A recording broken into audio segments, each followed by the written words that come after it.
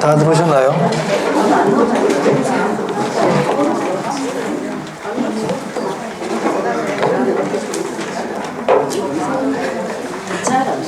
네, 하겠습니다. 네. 자, 이제 가격의 재원칙입니다. 가격의 재원칙. 네. 이 가격의 재원칙은 시험에 자주 나옵니다. 자주 나오는데, 자, 교재 한번 볼게요.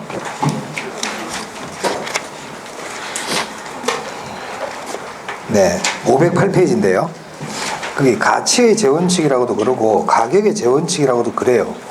자, 우리 교재 509페이지 보면 거기 표가 하나 나와 있죠. 가치 재원칙이 한 열 몇 개 되는 게 쫙 나와 있습니다. 자, 여기 나와 있는 이 원칙들은 우리 감정평가 규칙에는 나와 있지 않아요. 이 원칙들은 감정평가 규칙에 나와 있지 않습니다. 이론적인 거야. 이론적인 내용. 자, 그래서 먼저 넘겨볼게요. 510페이지입니다. 자, 그리고 먼저 나오는 감정평가 가치 재원칙 중에 첫 번째가 최유효 이용의 원칙이에요. 최유효 이용의 원칙. 자, 의 볼게요. 부동산 가격은 최유효 이용을 전제로 파악되는 가격을 표준으로 형성된다는 원칙이다. 이렇게 돼 있죠. 자, 이게 무슨 말이냐면, 자, 우리 어떤 물건을 감정평가할 때, 우리가 어떤 건물을 감정평가할 때, 이 건물이 최유효하게 이용이 된다면 이 가치가 얼마일까? 이렇게 평가하는 거예요. 도자기가 있는데 이 도자기가 최고 상태로 잘 보존이 되었다면 가치가 얼마일까? 무슨 말 알겠어요? 그리고 어떤 물건을 평가할 때 하나의 기준, 전제, 표준이 되는 원칙을 우리가 뭐라 부른다? 최유효의 원칙이라 그래요. 그래서 최유효의 원칙은 기준이 되는 원칙이야. 기준 또는 표준. 그래서 그 밑에 보시면 감정평가에 관한 규칙에 직접 규정하고 있는 사항은 아니라고 돼 있죠. 그죠? 네, 시험에 이제 나온 적이 있거든요. 그리고 그 위에 보면 둘째 줄에 여기서 최유효 이용이란 그게 최고 최선의 이용이라고 돼 있고, 객관적으로 보아 양식과 통상의 이용 능력을 보유하는 사람 이렇게 돼 있죠. 정통한 당사자는 아니라는 겁니다. 그러니까 그냥 통상의 이용 능력을 보유하고 있는 사람을 기준으로 합니다. 참고로 보시면 되고, 최유효의 원칙은 그냥 기준이 된 원칙이다. 최고 최선의 이용이다. 이 정도 아시면 되겠어요. 자, 오른쪽 볼게요. 거기 보시면 최유효 이용의 기초가 되는, 밑바탕이 되는, 토대가 되는 원칙이 나와 있어요. 변동의 원칙과 예측의 원칙 있죠? 이 변동의 원칙은 별표 하나. 이건 중요하다. 앞에서도 제가 잠시 언급한 적이 있습니다. 변동의 원칙이 뭐냐면 시간이 지나면 가치는 변한다 이거예요. 자, 교재 볼게요. 모든 현상은 자연 법칙에 의해 항상 변화한다. 그 밑에 셋째 줄에 부동산 가격도 과거, 현재, 미래로 변화한다는 원칙이다. 즉 시간이 지나면 가격이 변한다는 내용이죠. 뭐 그게 어려운 내용은 아니에요. 자, 그 다음에 동그라미에서 한번 볼게요. 가치 형성 요인은 시간에 따라 변한다. 그럼 언제 시점으로 감정평가하느냐가 중요하다. 그래서 뭐가 필요하다? 기준 시점이 중요하단 말이에요. 기준 시점. 그리고 뒤에 시점 수정이란 말 나오나요? 시점 수정도 나중에 우리 거래사례 비교법에 나와. 그래서 시점 수정이라든지 기준 시점은 무슨 원칙과 관계 있다?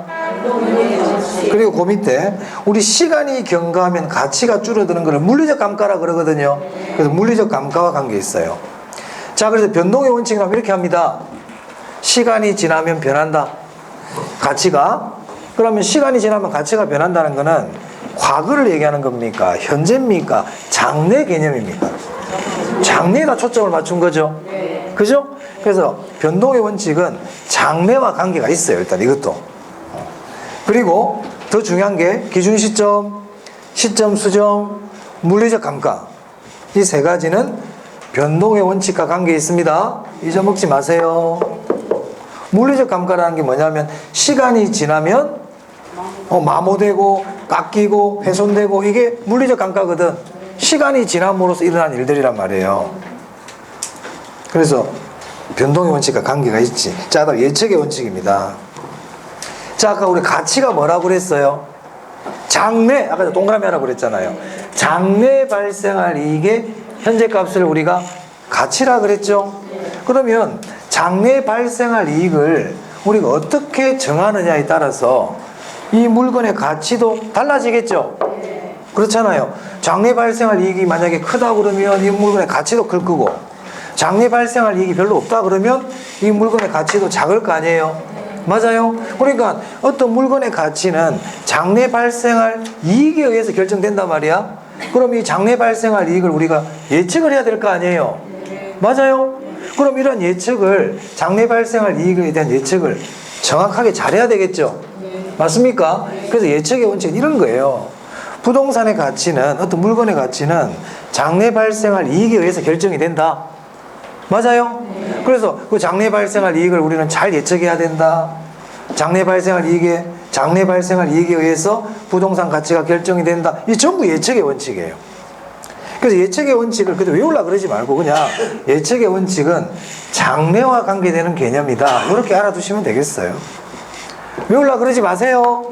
이거 안 외워도 돼. 자, 그럼 교재 볼게요. 예측의 원칙. 일반적으로 부동산의 가격은 그 재화의 장래의 수익성, 생산성 등을 예측하여 반영함으로써 결정된다. 맞아요? 제가 말씀드렸잖아. 그래서 그 뒤에 영속성 이런 걸 기억하라고요. 장래라는 말이 나오면 영속성과 관계 있어요. 영속성. 그리고 3번에 가치 개념에 근거가 된다. 줄치고. 맞습니까? 동의합니까? 왜 가치 개념에 근거가 됩니까? 예측의 원칙이. 아까 얘기했잖아. 가치라는 게 장래 발생할 이익의 현재값이 가치라 그랬으니까. 그래서 장래라는 말이 들어가면 전부 예측의 원칙과 관계가 있어. 그럼 가치 개념이라는 글자 안에 가치 개념에 장래라는 게 들어갑니까? 그래, 그러면 예측의 원칙과 관계 있다고요. 수익 방식이 뭐냐면 어떤 물건의 가치를 구할 때 장래 발생할 이익의 현재값을 그 물건의 가치로 보자. 이게 수익 방식이잖아요. 그럼 거기도 장래란 말이 들어가? 그 수익 방식도 예측의 원칙과 관계가 있죠. 넘기세요. 자, 그 다음에 최유 이용의 내부 관련 원칙이라고 되어 있네요. 자,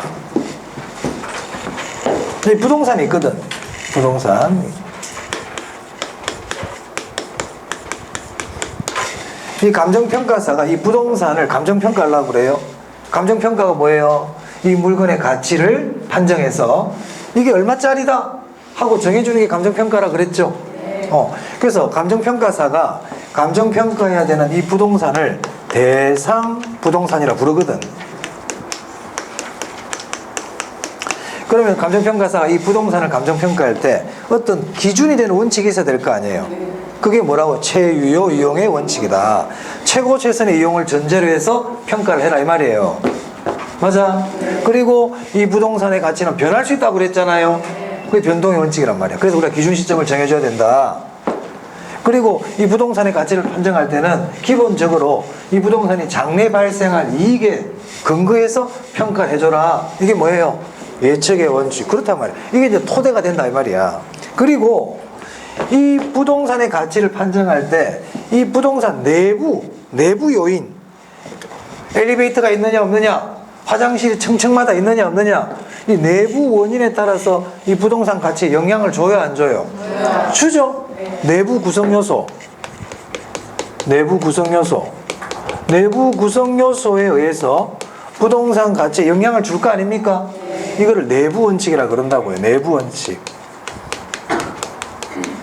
그럼 내부 원칙을 얘기할 때는 이 구성 요소라는 말이 들어가. 구성 요소. 그러니까 뿐만 아니라 이 부동산을 둘러싸고 있는 외부 환경, 이 외부 환경도 이 부동산 가치에 영향을 줍니까? 주죠. 우리 특히 부동성이라는 게 있잖아요. 그죠? 부동산의 특성 중에서 움직일 수 없는 부동성이라는 게 있잖아요. 그러니까 외부 환경이 당연히 영향을 주죠. 이걸 우리가 외부 원칙이라 그런단 말이에요. 외부 원칙. 그래서 이 외부 원칙은 부동성과 관계 있어. 그럼 내부 원칙은요. 부동산마다 내부 구성 요소가 같아요, 달라요? 다 다를 수 있거든요. 그걸 우리가 뭐라 불러요? 개별성이라 그러죠. 개별성. 됐습니까? 그럼 지금부터 이제 내부 원칙 보겠다는 거예요. 내부 원칙. 그럼 거기 나와 있는 양가로 1번부터 양가로 4번까지 보면 수익 재정 체감, 수익 배분, 기회의 원칙, 균형의 원칙이 4가지가 있잖아요. 이 4개는 내부 원칙이에요. 일단 이게 4개는 내부 원칙이라는 건 기억을 해야 돼. 내부.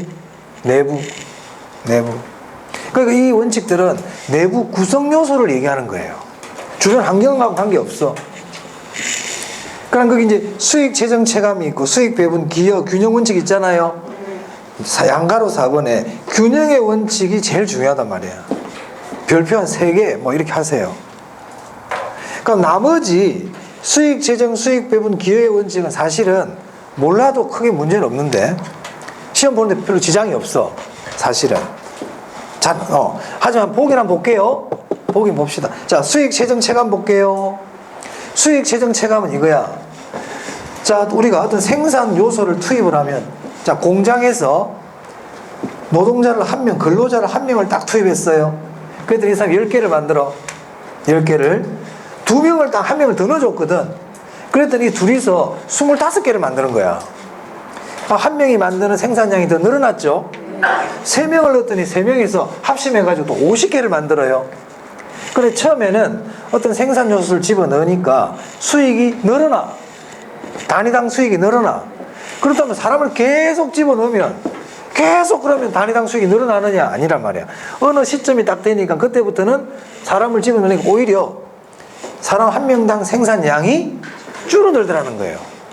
부딪히고 싸우고 말 많고 불만만 표시하고 패거리 짜가지고 달라들기를 하고 이렇게 되더라 이 말입니다. 오히려 생산성이 떨어지더라. 늘어나다가 어느 시점이 되니까 줄어들더라. 맞아요? 그래서 우리가 어떤 보험회사라든지 영업회사 같은 경우에 처음에는 조직을 키우려고 노력합니다. 조직을 키우면 키울수록 생산성이 높거든. 근데 사무실, 보험회사 사무실 안에 우리 요즘은 FC라 그럽니까? 이분들이 바글바글바글해. 오히려 능력이 떨어져. 시끄러워 죽겠어 이제. 그럼 어떻게 합니까? 분사합니다. 이렇게 또 그걸 분할해버리죠. 쪼개가지고 다른 지점을 만들어버리잖아요. 그렇죠? 그렇단 말이야. 그걸 우리가 뭐라고 그러냐? 수익 재정? 그래. 별거 없어. 그럼 이거 우리 부동산에 어디다 적용할까? 자, 건물을 올립니다.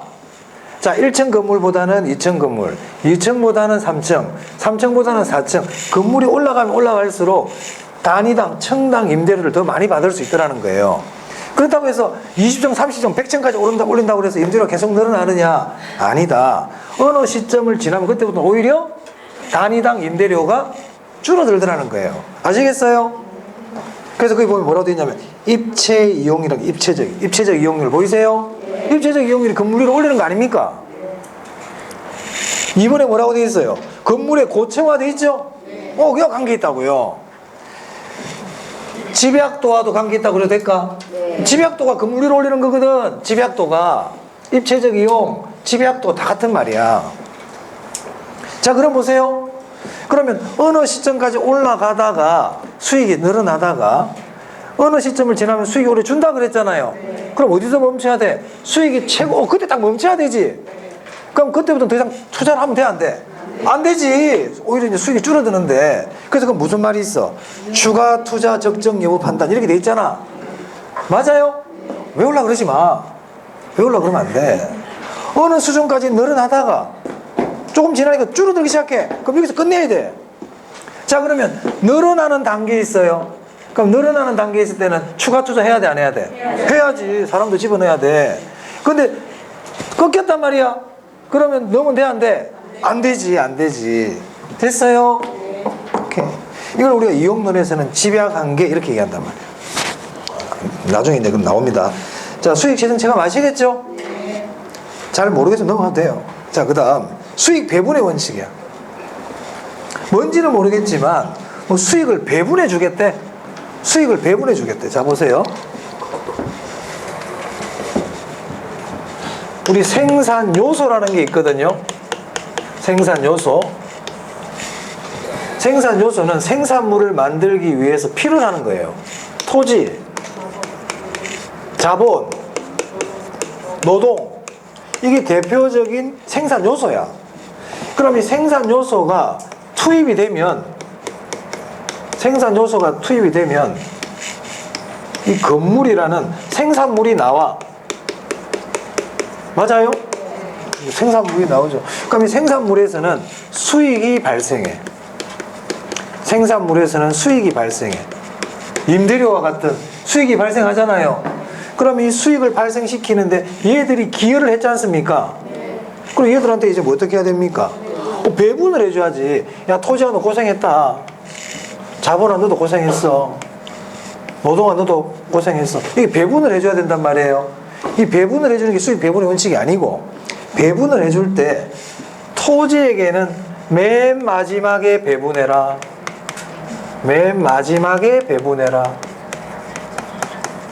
이게 수익 배분의 원칙이다. 맨 마지막에 배분해라. 그래서 수익 배분의 원칙을 보시면 거기 2번에 잉여 생산성 원리라고 돼 있죠. 이게 무슨 말이냐면 토지한테 맨 마지막에 배분하라 그랬잖아요. 그럼 토지한테 마지막에 배분한다는 얘기는 남는 게 있으면 주라는 거예요. 남는 걸 맨 마지막에 누구한테 주라고? 노동하고 자본하고 주고 나서 남는 거는 누구한테 줘라. 그럼 토지한테 왜 그렇게 할까요? 토지는 깔고 앉아있어. 땅 그물 밑에. 그 나중에 처분할 때 그때도 회수할 수가 있거든. 맞습니까? 그러니까 토지한테 맨 마지막에 배분해줘. 이게 수익 배분의 원칙이야.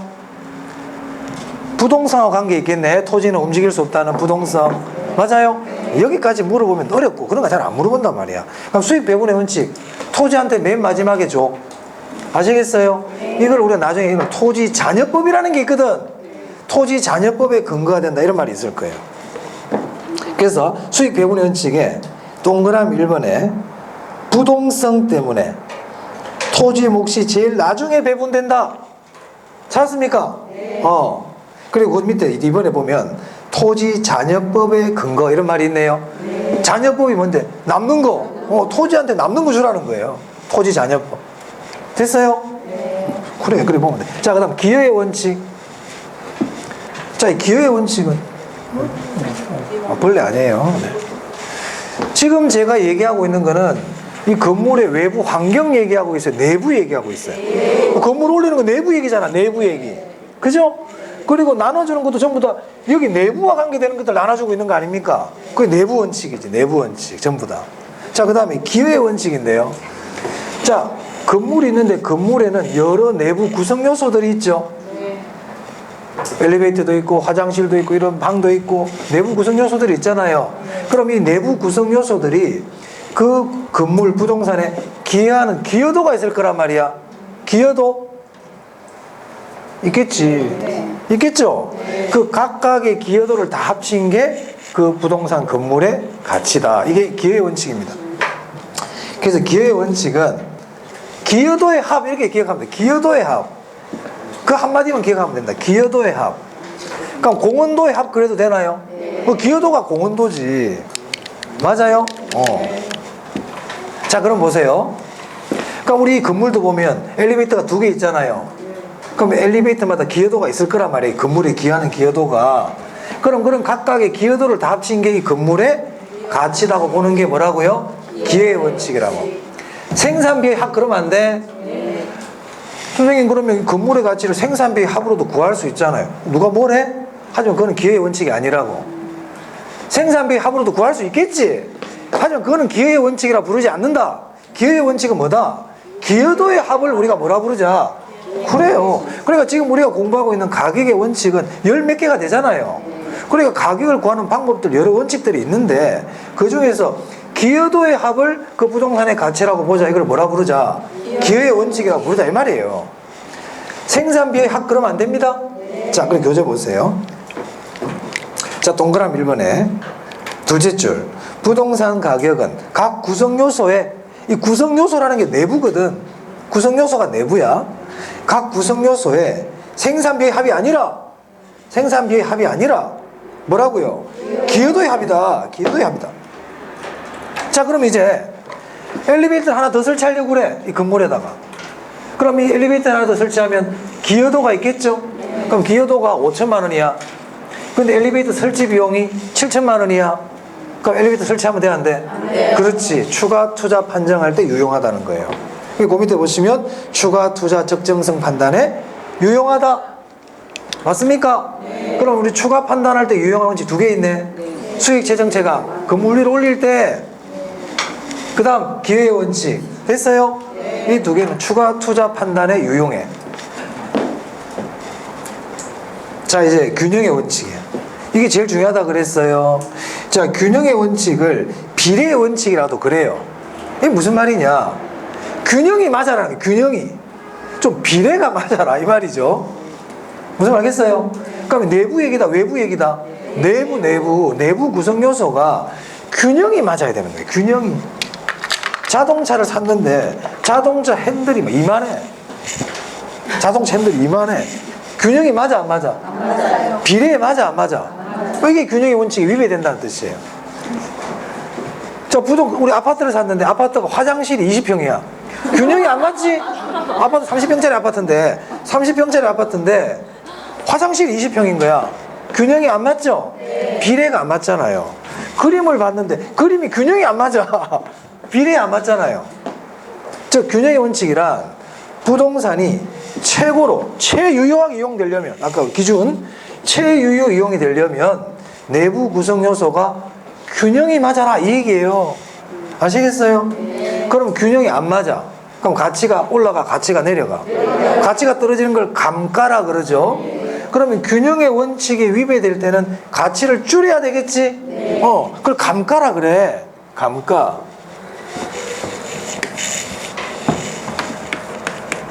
감가라는 거는 가치가 줄어드는 게 감가란 말이에요. 그럼 감가는 종류가 있어. 감가의 종류 뭐뭐 있어요? 자, 물리적 감가,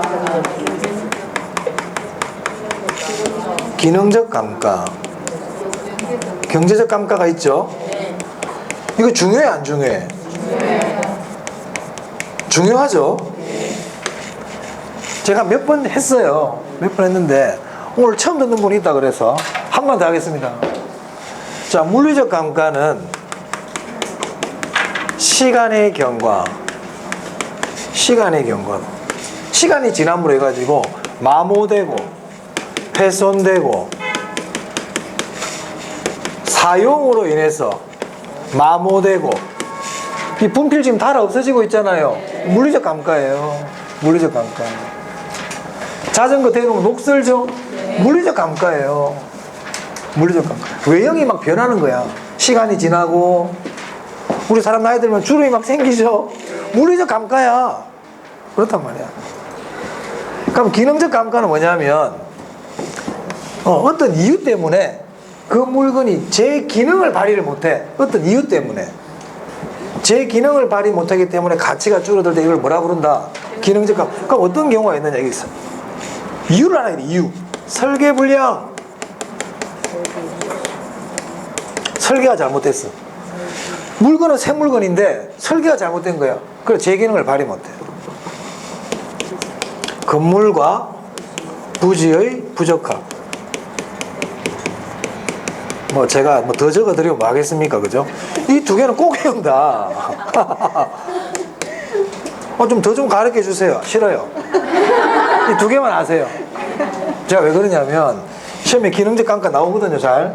그럼 나올 때 이 2개가 반드시 나옵니다. 다른 것도 나올 수 있어. 다른 거 기억하지 마. 이 2개를 보고 기능적 감가를 찾으라고요. 아시겠죠? 경제적 감가는 뭐냐면 얘는 외부 환경 때문에 생기는 거거든. 시장 가치가 하락한다든지 인근 지역이 쇠퇴한다든지 주변 환경과 안 어울려. 주변 환경과 부적합이야. 저소득층 주거지역에 대리석으로 고급주택을 지었어. 주변 환경과 안 어울리죠? 주변 환경과의 부조화 또는 부적합. 그래서 경제적 감가는 원인이 외부에 있어요. 외부 환경과 관계 있다. 얘는 뭐와 관계 있다고? 외부 환경. 그럼 이 기능적 감가는요 원인이 내부거든. 내부 설계가 잘못되어 있고 건물과 부지가 안 어울린다는 건 다 내부 원인 아닙니까? 얘는요 시간과 관계 있거든. 시간. 변동의 원칙이라 그랬잖아요. 자, 그러면 아까 균형의 원칙이 위배됐다. 그럼 감가를 하라 그랬죠. 원인이 외부 문제야, 내부 문제야? 내부. 무슨 감가해야 돼? 기능적 감가하는 겁니다. 이게 중요하다고요. 자, 그래서 균형의 원칙은 내부 구성 요소 간의 균형을 이루어야 된다. 그럼 이 균형의 원칙이 위배되면 무슨 감가하라고요? 네, 그래서 뭐 이번에 기능적 감가 판단에 근거가 된다 돼 있죠? 기능적 감가 딱 줄치면 되겠네요. 그리고 우리 교재는 친절하게도 또 적어놨다. 설계 불량, 부지에 대한 건물의 부적응 보입니까? 네, 다 이런 것들은 다 기능적 감가와 관계 있어요. 됐죠? 내부 원칙 다 했어요. 자, 이제 오른쪽 보세요. 외부 원칙입니다. 외부 원칙. 자, 외부 원칙이라는 건, 이게 외부라는 건 뭐냐면 주변 환경을 얘기해요. 주변 환경. 그럼 거기 양가로 1번에 적합의 원칙이라고 있죠. 이게 이제 중요하단 말이에요. 별표 3개. 그럼 적합의 원칙이 뭘까요?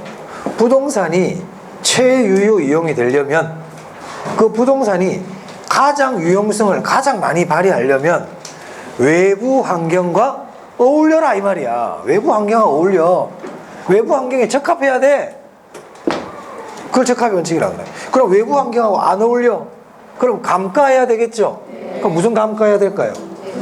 그렇죠. 적합의 원칙, 경제적 감가야. 그래서 셋째 줄에 보시면 경제적 감가 판단에 근거가 된다. 절대 잊어먹으면 안 돼요. 그럼 이해해보니까 인근지역 세태, 인근 환경과 부조화, 시장성 저하 이렇게 돼 있죠? 그걸 경제적 감가라 그런단 말이야. 원인이 어디에 있다? 외부. 그렇죠. 경제적 감가는 치유가 안 돼. 회복이 안 돼, 저거는. 원인이 어디에 있기 때문에? 외부에 있기 때문에 내가 어떻게 할 수 없어요. 치유가 불가하다. 주변 환경을 바꾸지 않느나. 그건 내가 할 수 있는 게 아니지. 자, 그 다음 외부성의 원리. 누가 봐도 외부 원칙이다, 그죠? 외부란 글자가 들어가니까. 자, 외부성의 원리는 옆에다 그냥 외부 효과 이렇게 하나 적어두세요. 외부 효과. 자, 내 건물 옆에 갑자기 마트가 들어와 버렸네. 없던 게 들어와 버렸어, 마트가. 그럼 내 건물 가치에 변화가 생기죠. 이런 게 외부성의 원리고 외부 효과란 말이야. 처음부터 있던 게 아닌데 갑자기 뭐가 들어와 버렸어. 그럼 적합의 원칙은 뭔데요? 내 부동산이 주변 환경과 어울려라. 이게 적합의 원칙이고, 외부성의 원리는 뭐 다른 물건이 들어올 때 다른 건물이나 이런 게 들어오면 거기에 영향을 받는다. 그럼 이건 무슨 원칙이다? 외부성의 원리다. 이렇게 보시면 돼요. 크게 구별 안 해도 돼. 외부에 환경과 관계 있어. 자, 경쟁의 원칙이에요. 이 경쟁이라는 거는, 자, 우리 건물이 있는데요. 원룸이 하나 있어. 원룸이 이 주변에 원룸이 아무도 없었어. 그래가지고 난 임대료를 한 50만 원, 70만 원 받고 있었거든. 원룸이 나밖에 없다 보니까. 그래 내가 초과 이윤을 얻는 거예요. 돈을 많이 벌어. 그럼 어떤 일이 생겨? 옆에 원룸이 생기기 시작하죠.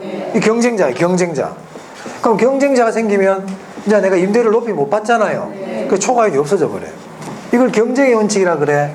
그럼 이걸 그럴싸하게 말로 만들어 보자. 초과이윤이 발생하면 경쟁이 야기되고 이 경쟁을 통해서 초과이윤은 소멸하게 된다. 이걸 우리가 뭐라 부른다? 그래요. 별로 안 중요해. 그럼 이 경쟁자 지금 내부 문제야. 바깥에 경쟁자 생겼다는 거야. 외부에 생겼다는 얘기잖아요. 우리 경쟁의 원칙 외부 원칙이지. 외부 원칙. 자, 그 다음 기타 원칙인데, 자, 거기 보시면 수요 공급의 원칙이라고 나와 있죠. 수요 공급의 원칙은 뭐냐면 우리 수요 공급에 의해서 가격이 결정됩니까? 그럼 이렇게 결정된 가격은 다시 수요 공급에 영향을 주나요? 주죠. 이걸 수요 공급의 원칙이라 그래. 조금 전에 말씀드린 그런 거를 가격의 이중성이라 그래요. 그래서 수요 공급의 원칙은 가격의 이중성과 관계 있어요. 지금 굳이 안 해도 돼. 아, 그렇구나. 나중에 또 봐도 된다. 자, 그 다음 넘깁니다. 대체의 원칙입니다. 대체의 원칙 별표 1개. 지금 제가 변동의 원칙 별표 1개 했고, 그죠? 균형의 원칙과 적합의 원칙 별표 3개 하라고 그랬고, 대체의 원칙 별표 1개 하라고 그랬어요. 별표 안 한 거는 뭐 시간 나면 보세요. 시간 나면. 자, 대체의 원칙 보겠습니다. 읽기 전에 대체의 원칙이 뭔지 여러분이 한번 생각을 해보세요. 자, 물건을 사러 갔는데 이 물건이 보니까 이 책상이 10,000원 하는 거야. 10,000원. 그 딴 데 가봤어. 갔더니 얘하고 비슷한데, 쓸모도 비슷하고 효용이 비슷한데 5,000원 하네. 그럼 나 뭐 사야 돼? 5,000원짜리 사야 돼. 이 물건 대신에 더 싼 거를 선택해버렸죠. 효용은 똑같은데 더 싼 걸 선택해버렸지. 이걸 대체의 원칙이다. 그러면 이 책상 파는 사장은 가격을 정할 때 어떻게 해야 돼? 이거하고 비슷한 만족을 갖고 있는 물건이 5,000원에 한다고 그러면 얘도 얼마 받아야 돼요? 5,000원 받아야 되지. 그럼 이렇게 얘기할 수 있습니까? 물건의 가격은 유용성이 비슷한 한마디로 비슷한 물건 가격에 영향을 받나요? 그래, 그게 대체의 원칙이야. 자꾸 원칙 자꾸 외우려고 그러지 말고 이해를 해보려고. 대체의 원칙은 그 대체의 원칙을 표현하는 방법 너무나 많아. 쓸모가 비슷한 물건들, 효용이 비슷한 물건들은 가격이 비슷하게 결정된다. 대체의 원칙이지. 어떤 물건의 가격은 이거하고 비슷한 물건 가격에 영향을 받는다. 대체의 원칙이지. 맞아요? 소비자들은 만족이 똑같다면 싼 거를 선택한다. 대체의 원칙이지. 가격이 똑같다면 효용이 높은 거를 선택한다. 대체의 원칙이지. 맞아요? 그래, 다 그런 얘기야. 그리고 나중에 가면 비교 방식이라는 걸 공부하거든요. 그럼 지금 대체의 원칙은 비교하는 거와 관계 있어 없어? 계속 비교하고 있었잖아요. 그래서 이 대체의 원칙은 비교 방식과 아주 밀접해. 비교 방식과. 됐어요? 자, 그럼 보세요. 자, 이 물건 가격을 내가 구해야 되는데 직접 구하기가 힘들어. 직접 못 구하겠는 거야. 그럼 여기서 안 구하고 다른 데 가가지고 이거 비슷한 거를 이용해가지고 이 물건 가격을 구할 수도 있겠죠. 자, 어떤 치킨집이 있는데 저 치킨집에 매상을 좀 구해달래. 저기 한 달에 얼마 정도 팔 건지. 근데 내가 거기는 직접 가기 힘든 거야. 사장은 별로 안 친해. 가면 나를 혼낼 것 같아. 그래서 우리 동네에 있는 얘하고 비슷한 치킨집이 있거든. 인근에. 그럼 그 인근에 있는 치킨집 가가지고 여기 얼마 팔아요? 물어봐도 대충 알 수 있을까요? 네. 대체의 원칙과 관계 있겠지. 이런 걸 다 간접법이라 그래요. 다른 데 가서 구해오는 거. 그래서 이 간접법은 전부 다 대체의 원칙과 관계 있어. 자, 읽어볼게요. 이제 알고 읽어볼게. 자, 부동산 가격은 대체 가능한 2개 이상의 재화 간에 상호작용 과정에 영향을 미쳐. 맞는 말인가요? 상호작용에 의해서 가격이 형성된다. 영향을 받는다. 이 얘기잖아. 맞아? 자, 그 다음에 그 밑에 보시면 부동산의 유용성이 동일하면 가격을 싼 걸 선택하고 가격이 똑같다면 유용성이 효용이거든요. 유용성이 큰 걸 선택한다. 맞아? 유용성이 효용, 쓸모란 뜻이에요. 당연하지. 맞지? 자, 그 다음에 2번에 보시면 줄 칠게요. 부동산 감정평가 3방식에 모두의 이론적 근거가 된다. 줄 치고요. 이걸 왜 그러냐 밑에다가 간접법 이렇게 적어서 간접법.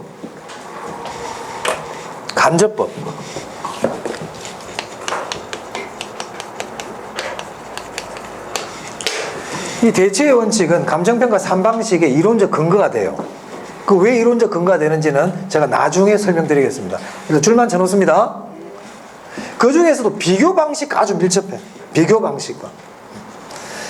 자, 그렇게 보시고 그 다음에 기회비용의 원칙 있죠. 이 기회비용의 원칙은 부동산의 가격은 기회비용에 의해서 결정된다는 거예요. 기회비용에 의해서 결정된다. 그럼 기회비용이 뭘까? 기회비용은 포기한 거를 얘기합니다. 포기한 거 그 자체가 기회비용이야. 포기한 거 그 자체가 기회비용이야. 내가 회사가 2군데 있는데 2군데 다 합격했어. A라는 회사는 연봉 1억, B라는 회사는 연봉 7천이야. 근데 나는 B를 선택했어요. 그럼 기회비용이 얼마일까요? 1억이 기회비용입니다. 3천만 원 그러면 안 돼. 포기한 그 자체가 기회비용이야. 그럼 포기한 게 많으면 많을수록 그 부동산의 가치는 더 높다. 기회비용이 더 크니까. 맞아요? 그래서 기회비용의 원칙이라는 거는 그 부동산의 가치는 기회비용에 의해서 결정된다는 거예요. 자, 예를 들어서 그 예를 이제 나와 있지. 거기 3번 봐봐. 도심 지역의 공급 용지가 동일한 효용을 가지고 있는 외곽 지역의 공업용지보다 더 가격이 높다고 그랬죠. 왜냐하면 도심에 있는 땅은 포기한 게 더 크거든. 이 사람 공업용지를 안 했으면 다른 상가나 건물을 더 좋은 걸 지을 수 있었는데 그걸 더 포기했잖아요. 도심이 더 포기한 게 크지. 네. 이게 기회비용. 그러니까 더 가격이 높다. 기회비용 원칙인 겁니다. 참고로 아시면 됩니다. 자, 그럼 제가 말씀드린 가격의 원칙 중에 4가지를 꼭 기억하세요. 자, 그 다음에요. 최유효 이용, 적합의 원칙,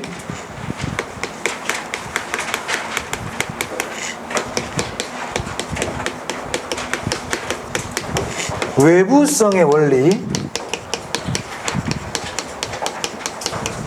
이 3개는 부동산에만 적용되는 부동산 고유의 가격 원칙이에요.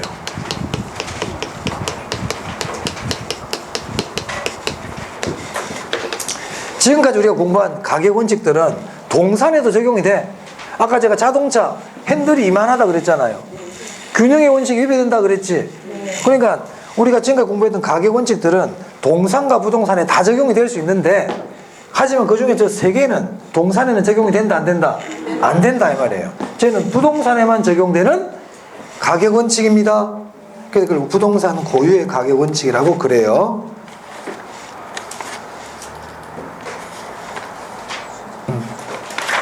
그런 거 하나 적어두시면 되겠다. 자, 이제 넘깁니다. 516페이지 지역 분석 개별 분석이네요. 네, 지역 분석 개별 분석 작년에도 나왔고 재작년에도 나왔고 올해도 나올 가능성 있어 보입니다. 그래서 좀 봐둘 필요가 있어요.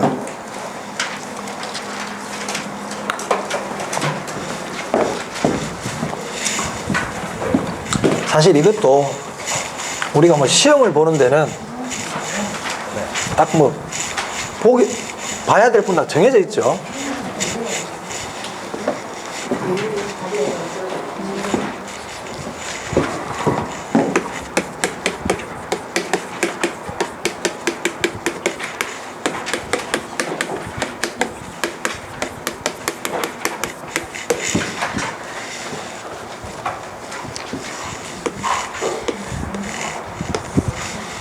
자, 이 감정평가사가요, 이 부동산을 감정평가해야 돼요. 자, 감정평가해야 되는 부동산을 뭐라 부르냐면 대상부동산이라고 부릅니다. 대상부동산. 감정평가사는 이 대상부동산이 얼마짜리인지를 평가해야 돼. 아시겠죠? 그럼 이 대상부동산이 속해 있는 지역이 있지. 대상부동산이 속해 있는 지역이 있을 거 아니에요. 이 지역을 뭐라 불러요? 인근 지역이라고 부릅니다. 줄치고 일단 줄부터 치고 나갑니다. 자, 우리 교재 517페이지예요. 거기 인근 지역 나와 있나요? 인근 지역 뭐라고 되어 있냐면 기억에 대상 부동산이 속한 지역에 이렇게 돼 있죠? 대상 동그라미 해야 돼. 사례 부동산 그러면 안 돼. 대상 부동산이 속한 지역이야. 사례 그러면 안 돼요. 대상 부동산이 속한 지역이야. 자, 그리고 우리 교재에 보시면 516페이지에 맨 밑에 감정평가의 규칙 나와 있나요? 감정평가의 규칙에 인근 지역에 대한 내용이 나와 있거든. 그 뭐라 되어 있냐면 대상 부동산이 속한 지역, 그죠? 부동산의 이용이 동질적이고 가치 형성 요인 중 뭐를 공유한다고 되어 있어요? 지역 요인 줄치고요. 지역 요인 공유해요. 지역 요인이란 말 들어봤어요? 아까 가치 형성 요인 할 때 일반 요인, 지역 요인, 개별 요인이 있어요. 그걸 지역 요인을 공유하는 지역을 뭐라 부른다? 개별 요인 그러면 안 돼요. 지역 요인을 공유하는 거예요. 인근 지역은 지역 요인을 공유해요. 개별 요인은 공유할 수가 없어. 화장실 같이 쓴다는 얘기야. 그거 안 되잖아. 지역 요인을 공유하는 겁니다. 개별 요인 공유하는 거 없어요. 개별 요인을 공유한다는 거는 개별성 자체가 부정되는 거야. 다 다르잖아. 지역 요인을 공유하는 거예요. 그 인근 지역이라는 거예요. 됐습니까? 자, 그럼 생각해보자. 생각을. 자, 여러분이 이 부동산의 가치를 구해달래. 가치를. 그럼 일단 요 인근 지역이 어떤 지역인지 알아봐야 돼, 안 알아봐야 돼? 알아봐야지. 여기가 지금 농사 짓는 데인지, 주거 지역인지, 상업 지역인지, 공업 지역인지 알아봐야 되겠죠? 그죠?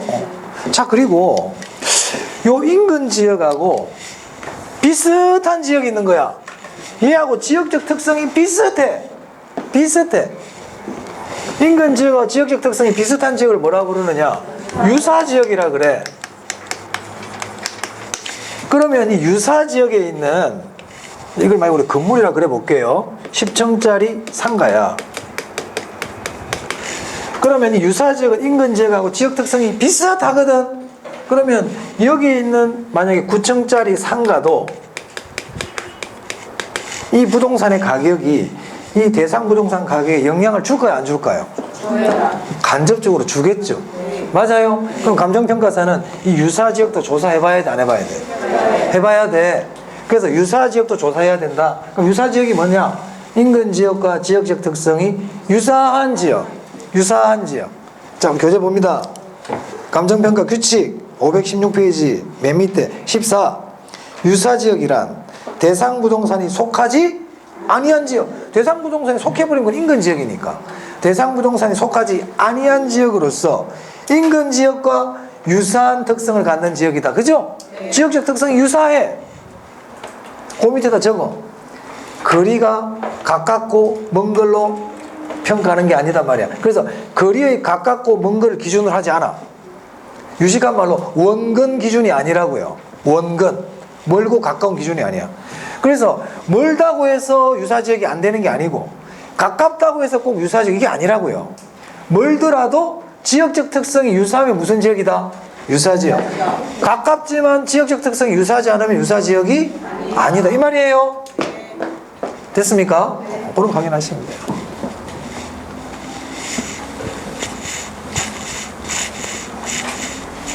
자, 그 다음 여기 하나 지역이 있는데, 자, 여기가 지금요 상업지역이야. 상업지역.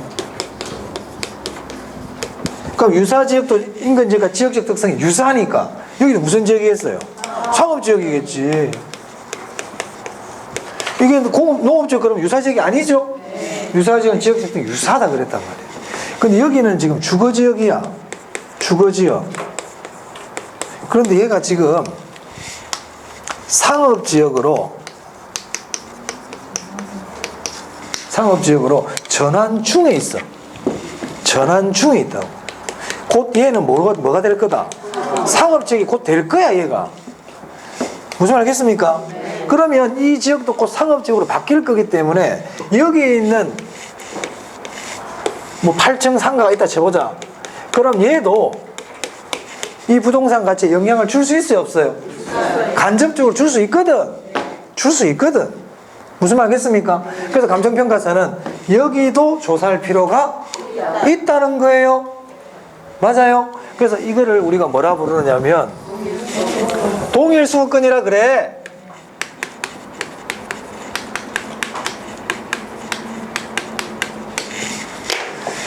그럼 아까 제가 쭉 설명하면서 이렇게 얘기했거든요. 이 지역들은 어떤 지역들이냐?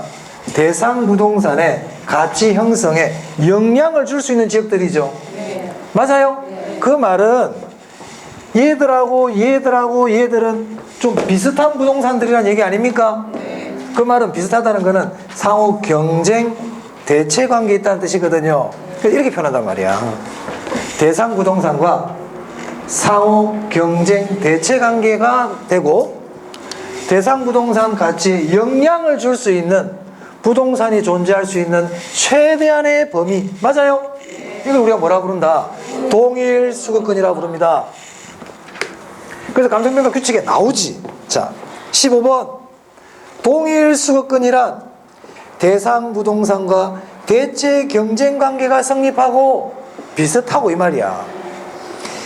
가치 형성에 서로 영향을 미치는 관계에 있는 다른 부동산이 존재하는 최대한의 권역을 우리가 뭐라 부르자?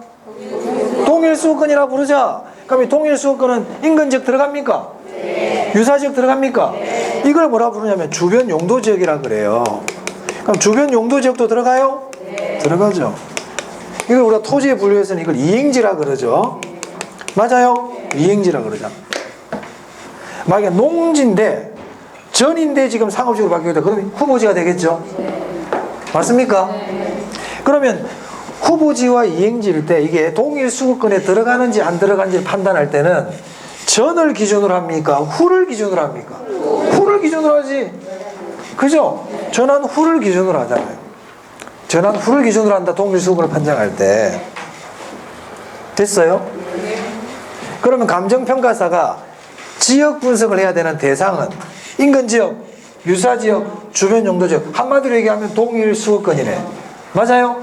자, 그 다음 감정평가사는 이 대상 부동산하고 비슷한 부동산을 찾거든. 그 비슷한 부동산을 사례 부동산이라 그래. 그럼 사례 부동산은 어디서 찾는 게 제일 좋아? 인근지역에서 찾아야지. 인근지역. 맞아요? 인근지역이 없대. 그럼 어디서 찾아야 돼? 유사지역. 유사지역에도 없대. 그러면 주변 용도지역. 이렇게 된다 이 말이에요. 맞습니까? 그럼 동일 수급권을 또 다르게 표현하면 사례 부동산을 수집할 수 있는 최대한의 범위 그래도 되겠네? 그래, 그 말이 다 그 말이에요. 됐습니까? 오케이? 그럼 지금 인근지역, 유사지역, 동일 수급권 설명드렸다? 이렇게 정리하시면 돼요. 자, 그 다음 우리 교재 516페이지에 보시면 표가 하나 나와 있습니까? 표. 이 표가 제일 이게 더 중요하다. 이거보다 이게 더 중요해. 이게 더 중요하다고. 지역 분석, 개별 분석 나오면 여기서 한 80% 나오고 용어 같은 거 물어보는 거 한 20% 나올 수 있어요. 아니 같이 섞어내든지. 자, 지역 분석 볼게요. 그러니까 우리가 지역 분석이라는 거는 자, 그럼 먼저 분석 기준 보이세요? 뭐 분석 기준이라 그래도 분석 뭐 아무 상관없어. 어떻게 하든 간에 중요한 말은 표준적 이용을 판정한다는 겁니다. 뭘 판정한다고? 표준적 이용을 판정해. 이 지역이 과연 뭐하는 지역인지를 봐야 된단 말이야. 얘가 지금 상업지역인지 주거지역인지 공업지역인지 요 지역에서 이 토지를 부동산을 이용할 때 가장 표준적인 게 어떤 방법으로 이용하고 있는지를 판정하는 게 지역분석이다. 표준적 이용 판정. 표준적 이용. 가격이 아니고 뭐라고 돼 있어요? 가격 수준. 가격 수준. 잊어먹으면 안 돼. 안 돼. 큰일 나. 자, 그 다음에 개별 분석 보세요. 개별 분석은 이제 최유효 이용을 판정하는 거예요. 최유효 이용 판정. 그리고 가격 수준을 구하는 게 아니라 뭐라고요? 가격을 구하는 겁니다. 됐나요? 자, 근데 그 밑에 보시면 최유효 이용 지역 분석 그 밑에 있잖아요. 가격 수준 밑에 최유효 이용 판정 그러면 그건 개별 분석이죠.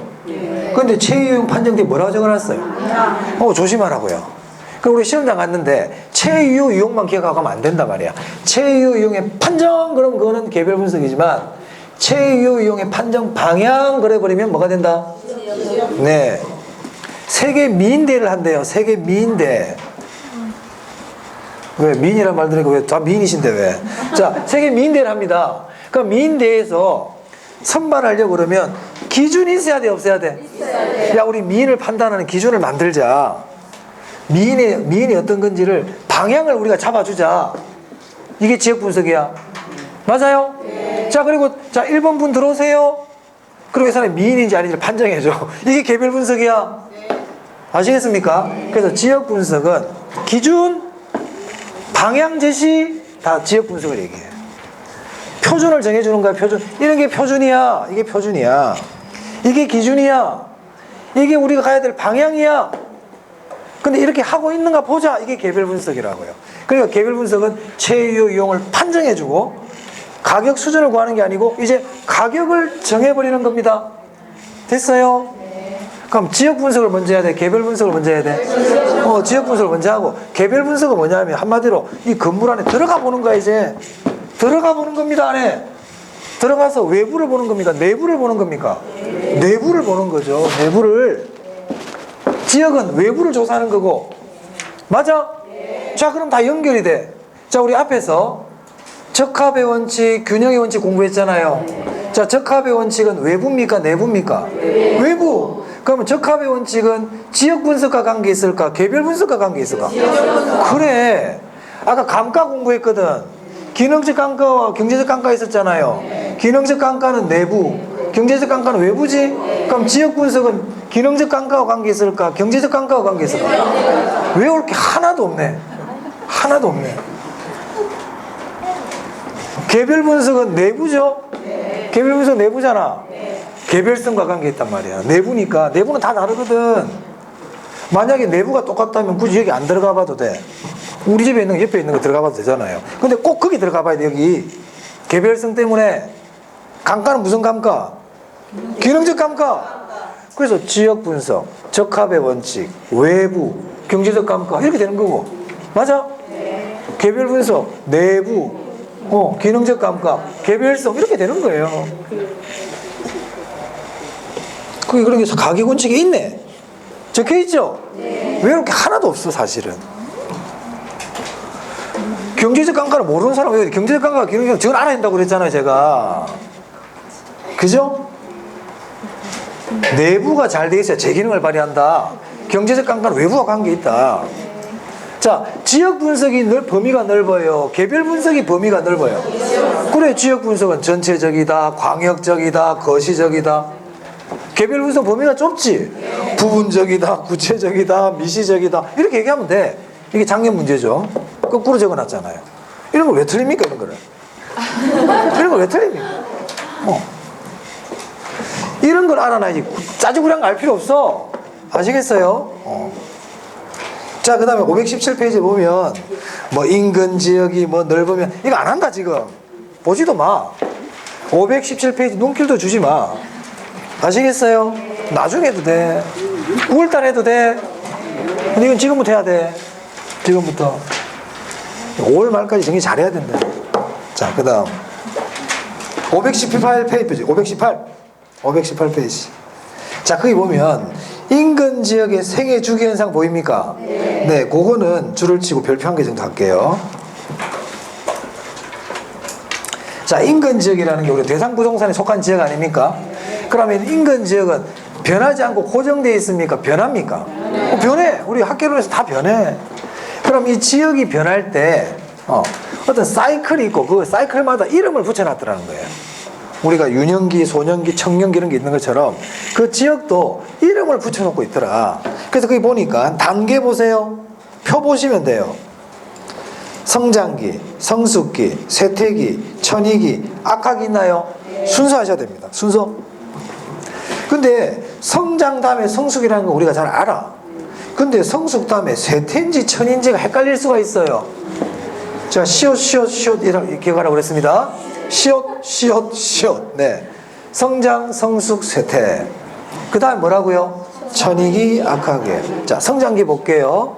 성장기라는 거는 어떤 지역이 재개발이 되어가지고 새 건물들이 막 들어올 때야. 새 건물. 그래서 성장기 보시면 1번에 지가 상승률이 최고라고 되어 있죠.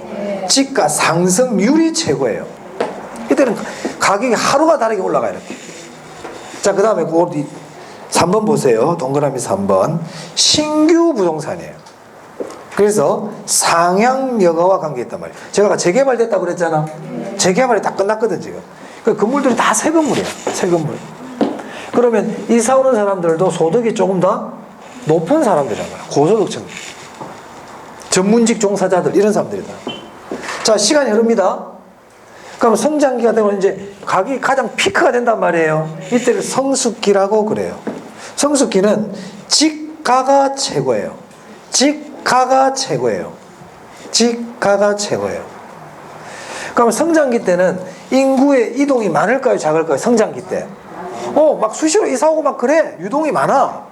근데 성숙기가 되면 이제 유동이 작아져요. 안정단계에 들어섰다는 겁니다. 무슨 말인지 이해되시죠?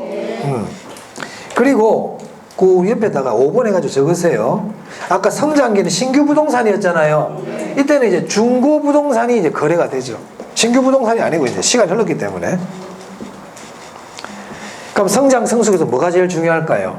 성장기, 지가 상승률이 최고다. 인구 이동이 많아? 상향여가 이런 거 기억하고, 성숙기는 지가가 최고야. 그 다음에 이제 세태기예요.